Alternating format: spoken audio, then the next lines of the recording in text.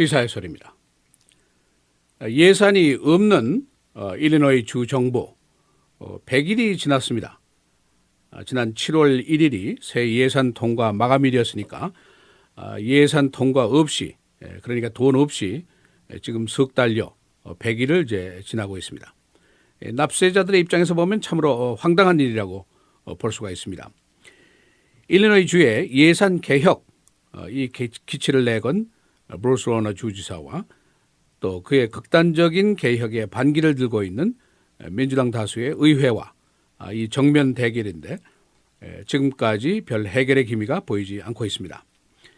어디까지 갈 것인가 하는 의문인데 10월 말에나 의회가 다시 모이게 되니까 그때나 혹시 무슨 돌파구가 마련되지 않을까 하는 막연한 기대 정도만 지금 가지고 있습니다. 지난주에만 해도 브루스 워너 주지사가 한 모임에 가서 민주당 의회에 대한 공격을 대대적으로 했습니다. 또 여기에 대해서 마이클 메리건 하원 의장이 또 반격을 가했습니다. 그러니까 상황이 현재로서는 별로 개선되는 기미가 보이지를 않고 있습니다.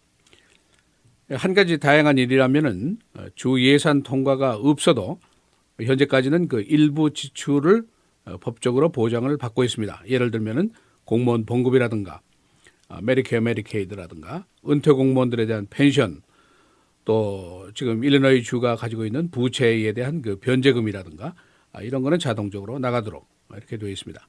그러나 여러 가지 그 소셜 서비스 등 이런 것에 이제 재원이 당연히 묶여 있습니다. 그런데 이제 새로운 현상이 벌어지고 있는데 브루스 워너가 이제 예산 지출을 삭감을 하긴 해야 되는데 지금 예산 자체가 통과가 안 되어 있으니까 편법을 쓰고 있다는 그런 지적이 이제 언론들에게서 나오고 있습니다. 이 소셜 서비스의 지출을 이제 깎는 것인데 주로 어린이 프로그램, 노인들, 또 장애자들 프로그램 여기에 혜택이 가는 그런 그 프로그램들의 수혜 자격에 요건을 이제 올리게 되는 거죠. 그렇게 해서 이제 지출을 줄이는 그런 방법을 쓰고 있다. 이제 그런 지적입니다. 그러니까 쉽게 얘기하면 고래 싸움에 정말 새우등이 터지고 있다는 그런 그 현상이 벌어지고 있습니다. 이 거버너의 편법을 보면은 여기에 따라서 수만 명의 수혜자들이 이제 혜택을 잃게 됩니다. 아마 우리 한인 사회에서도 지금 혜택을 받고 있는 사람들이 이제 혜택이 뺏길 수 있는 그런 가능성이 있습니다. 그러니까 예를 들어서 저소득층에 대한 그 아파트먼트 렌트 그 보조하는 거, 또 전기료 보조하는 거 이런 것부터 시작해서 노인들의 그 생활을 도와주는 그 홈케어 이런 것도 이제 줄이게 됩니다. 그다음에 차일드 케어 저소득층 근로자 가족의 그 자녀들 교육을 지원하는 거, 또 장애자들 여러 가지 지원하는 거 이런 보조금도 이제 깎게 됩니다. 그러니까 민주당 측에서는 이 지금 거버너의 그 하는 일이 책략이다, 편법이다, 또 거버너의 권력 남용이다, 권한 남용이다 이제 이런 비난을 하고 있습니다. 어떻게 그 경제 난국을 해결한다고 하면서 어린이, 장애자, 노인들의 등 뒤에서 이걸 해결하려고 하느냐?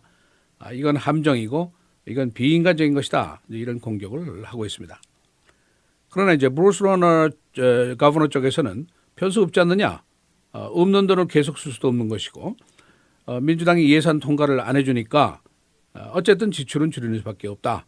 이제 그런 반박을 또 하고 있습니다.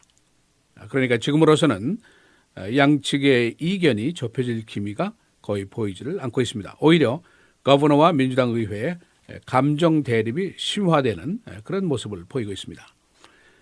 일리노이 주의 살림 2015년도 이제 대충 보면은 수입이 한 320억 달러, 지출이 370억 달러입니다. 그러니까 한 50억 달러의 적자 예산을 이미 짜놓고 있는 것이죠. 1년이 지나가면 50억 달러의 빚이 더 늘어나는 겁니다. 그러니까 거버너 쪽에서는 지금이라도 지출을 부분적으로라도 깎으면은 한 1억 5천만 달러 정도의 적자를 줄일 수 있다. 이런 계산을 하고 있습니다. 그리고 이 사람은 이제 저소득층들에 나가는 그 지출 혜택들이 남용되는 것이 굉장히 많고 불필요한 것이 많다. 이런 생각을 기본적으로 하고 있습니다. 그러니까 우리 한인 커뮤니티에서도 그 노약자들 홈케어 혜택 같은 거 받는 사람들이 많이 있는데 일단 이 혜택을 놓치게 되면은 다시 재개하는 데는 거의 불가능하다. 이제 그런 현상입니다. 이 양측의 근본적인 이견이 심각하고 또 일리노이 주민들, 시민들의 이견도 깊은 것을 우리가 잘 알고 있습니다. 브루스 로네의 질언, 일리노이 주 경제가 지금 최악인데 해결 방법을 어디서 찾느냐? 지출 감축에서 찾는다. 이겁니다. 그래서 적자 예산이라는 것은 내가 절대로 수용할 수 없다. 그리고 곁들여서 장기적으로 봐서는 프로-비즈니스, 친기업 환경을 만들어야 된다. 기업을 보호해야 된다. 이제 그런 지론이죠. 대신에 근로자들의 혜택은 깎는다. 이겁니다. 노조의 단체 교섭권이라든가 이런 것도 약화시켜야 되고 근로자의 보상금 같은 것도 리밋을 줘야 된다. 그런 얘기입니다. 그런데 이제 여기 한 가지 또 곁들이는 것이 있습니다. 일리노이의 그 부패 정치의 시작이 어디서부터 시작되느냐? 의회의 장기 집권 때문이라는 거죠. 그러니까 의원들한테 임기 제한을 해야 된다.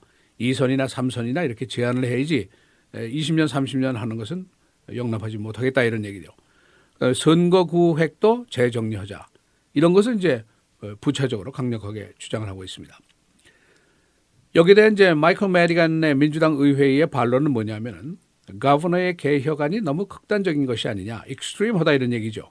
모두 깎고 모두 없애면은 없는 사람들, 중산층, 근로자들은 어쩌란 얘기냐, 이런 얘기입니다. 이거는 재정 문제를 해결하자는 것이 아니라 하나의 political class, 힘 있는 자들을 보호하자는 집단 이기심의 발로다. 이렇게 또 공격을 하고 있습니다. 그러니까 민주당 쪽에서는 고통을 분담하자. 백만장자한테는 인컴 텍스 서차지 한 3% 정도 인컴 텍스를 좀 더 내도록 하자. 그래서 없는 사람만 깎지 말고 돈 있는 사람 좀 더 내도록 이렇게 하자.